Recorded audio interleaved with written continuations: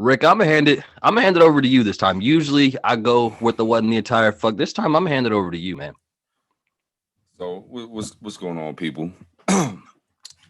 Today I have to say what in the entire fuck is up with the media. Now, domestic violence is not an issue that is exclusive with the NFL. However, the NFL has been the leader in these headlines for the most recent past years. Whether it's been Ray Rice or Kareem Hunt, the NFL has not lacked in the headlines. Fast forward to January 26, 2020, and another player has been accused of domestic violence. Chad Wheeler of the Seattle Seahawks has been charged with felony domestic violence after this big ass 6'7", 310-pound offensive tackle allegedly choked his girlfriend until she was unconscious. When she regained consciousness, she told the police that Wheeler expressed surprise that she was still alive, according to the records obtained by ESPN. The records show that when police broke into the apartment, the two shared.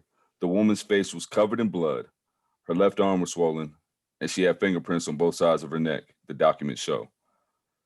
Now, although this was a heinous act, it was not widely reported across the media outlets. I saw Undisputed had a segment, and I saw First Take. There's been stuff in print, but for the act that happened, I feel like it should have gained it should be heard more than what it has been.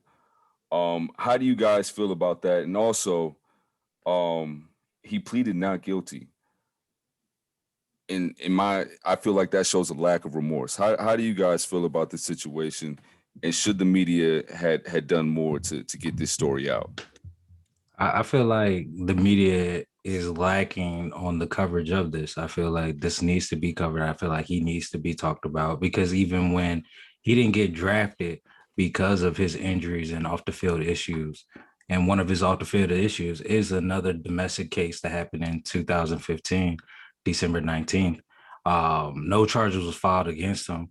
And he was, the police took him to the hospital, put him under protective custody, and made him go under a psychiatric evaluation. But at the same time, even if you have mental issues, it wasn't that strong for you to go get help at that time period when you did get in trouble in 2015. And you said sorry for it, but it keeps happening. I feel like the lack of coverage and for him to say the mental health is a problem, it could be, but at the same time, that does not give you the right to put your hands on a woman and to the point where she's a bloody mess and you have no empathy for her to say that, you're surprised that she's still alive. So I am very disappointed in the media coverage of this. Yeah, I mean, I'm definitely disappointed in the media coverage. But to me, what I'm more upset about is more so the NFL because it really shows that because he's not as talented as a Kareem Hunt, so he's not going to get a second chance, right? But I'm not and I wasn't for Kareem Hunt getting a job because, I mean, when you do some fuck shit like this, you don't deserve it to make millions at your craft. I just feel that way. Especially when you do something like this and you just show no remorse. I mean, put your hands on a woman, especially in that kind of way, is unacceptable. That's just how I feel. As far as the second question you asked about the pleading not guilty, I've never been in any legal trouble. Let's hope that stays that way. What I've heard is it's always best to plead not guilty. I don't know the details about that. That's just things that I've heard. So I guess I understand why he did that. It could be not a remorse thing and just him trying to do the best legally, but it is disappointing. It's disappointing as hell that it's not talked about. And it could be because of his stature, because he's not a Kareem Hunt. He's not a Ray Rice. He's not somebody of that stature and proven in the league. It could be because nowadays it seems like we're in a society that if it's not on video, then people just don't seem to care about it. I don't know if it's that. I don't know if it's because he's white. I don't know if it there's so many moving parts that either way, those things need to be talked about. And for him to kind of put his hands on his girlfriend or ex-girlfriend and to do what he did to the extent that he did, and for it to pretty much be swept under the rug in a sense and barely talked about, that's disappointing as hell, man. And to piggyback off what you said, Aaron, allegedly, yes, it is the best way to say not guilty when you are getting charged for something.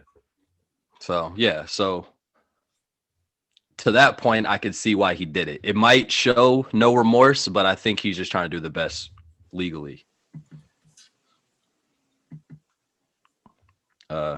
Yeah. So Rick, do you have any more comments on that, or?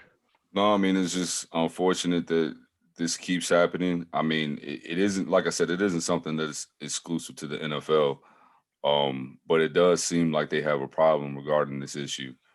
I mean, I don't know if it's harder to turn it off when you get off the field.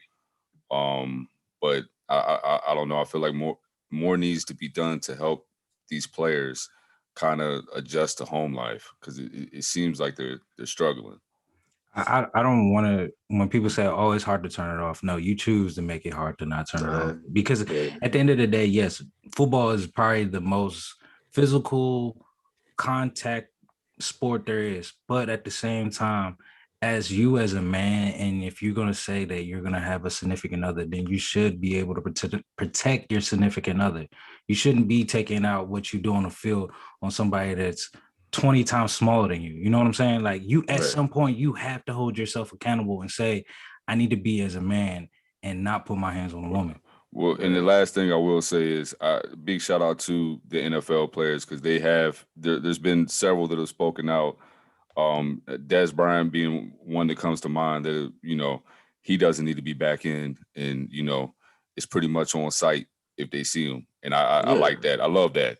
Yeah. One of his old teammates said, yo, I knew you from back in the day, but when I see you, like Dad said, it's on It was his site. roommate. It was his roommate.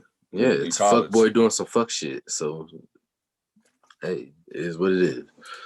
It's good to hold people accountable like that, especially if somebody like his roommate can do that and not try to defend them, because there's always those people usually always trying to defend somebody, and hey, but what about this? You don't know this about him. You don't know X, Y, and Z. No, like hold. If you care about this dude and you knew him, hold his ass accountable. Accountability. Facts.